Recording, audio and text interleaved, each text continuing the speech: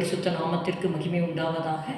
இந்த காலை வேளையிலே கர்த்தர் நம்மை ஒன்று கூட்டி சேர்த்து அவருடைய கிருபைக்காக கர்த்தரை நாம் ஸ்தோத்திரிப்போம். ஹல்லேலூயா. நன்றி நன்றி அப்பா. துதிக்கிறோம் ஆண்டவரே. ஒரு விசை கூட எங்களை ஆவியாத்மா சரீரத்தை உங்களுடைய பரிசுத்த இரத்தத்தால் கழுவும், எங்களை பரிசுத்தப்படுத்தும். கிறிஸ்துவின் அடைக்கலத்தில் சிலுவையின் மானிழலில் கண்மலை வெடிப்பதனில் புகலிடம் கண்டு கொண்டோம். கண்மலை வெடிப்பதனில் புகலிடம் கண்டு கொண்டோம். தேவனின் ராஜ்யத்தை திசையெங்கும் விரிவாக்கிடும். ஆசையில் ஜெபித்திடும், அதற்கென்று வாழ்ந்திடும், யாருக்கும் கலக்கமில்லை. ஆசையில் ஜெபித்திடும், அதற்கென்று வாழ்ந்திடும், யாருக்கும் கலக்கமில்லை. கிறிஸ்துவின் அடைக்கலத்தில் சிலுவையின் மானிழலில் கண்மலை வெடிப்பதனில் புகலிடம் கண்டு கொண்டோம். கண்மலை வெடிப்பதனில் புகலிடம் கண்டு கொண்டோம்.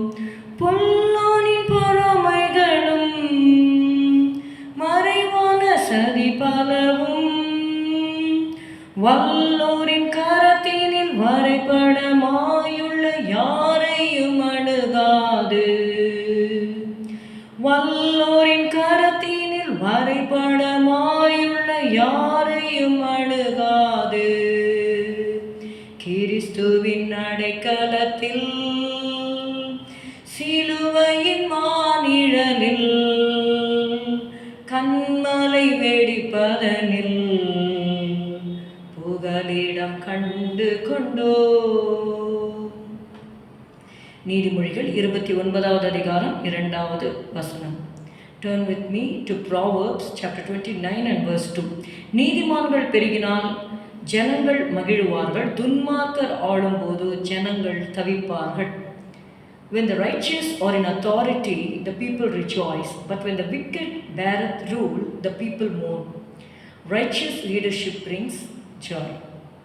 ஒரு நீதியான ஆட்சி வரும்பொழுது ஜனங்கள் எப்படி இருப்பாங்கன்னா, ஜனங்கள் மகிழுவார்கள். It brings joy. இது மகிழ்ச்சியை கொண்டு வரும். Leaders who act with integrity and justice create peace and well-being for the people. தலைவர்கள் நியாயத்தோடு நீதியோடு செயல்படும் பொழுது அங்கே சமாதானமும் மக்களுக்கு நல்ல காரியங்களும் நடக்கிறதா இருக்கிறது. wicked rule causes suffering. துன்மார்க்கர் ஆளும்போது என்ன ஆகும்னா, ஜனங்கள் தவிப்பாங்க. when leaders are corrupt or unjust, it affects everyone, leading to distress and hardship. எங்கே அநீதி இருக்கிறதோ, அநீதியான காரியங்கள் நம்ம அநேகம் கேள்விப்படுகிறோம். எல்லாருக்கும் நீதி இந்த உலகத்தில் கிடைக்கிறது இல்லை. ஏன்னா சரியான சாட்சிகள் இருந்து அதை நிரூபணம் பண்ண முடியாத ஒரு சூழ்நிலையில் அவர்களுடைய நீதி எடுபட்டு போகிறது. இயேசுவை குறித்து பார்க்குறோம். அவர் தம்மை தாழ்த்தின பொழுது அவருடைய நியாயம் எடுபட்டு போயிற்று என்று நம்ம வாசிக்கிறோம். கேரக்டர் மேட்டர்ஸ் இன் அத்தாரிட்டி. ஒருவர் பதவியில் இருக்கும் பொழுது அவர்களுடைய கேரக்டர் அது ரொம்ப ரொம்ப முக்கியம். அவருடைய குணநலன்கள், how they behave in the society. This verse highlights the importance of choosing and becoming leaders who reflect righteousness and truth. சத்தியத்திற்காக அவர்கள் நிற்க வேண்டிய நிலைமை இருக்கிறது.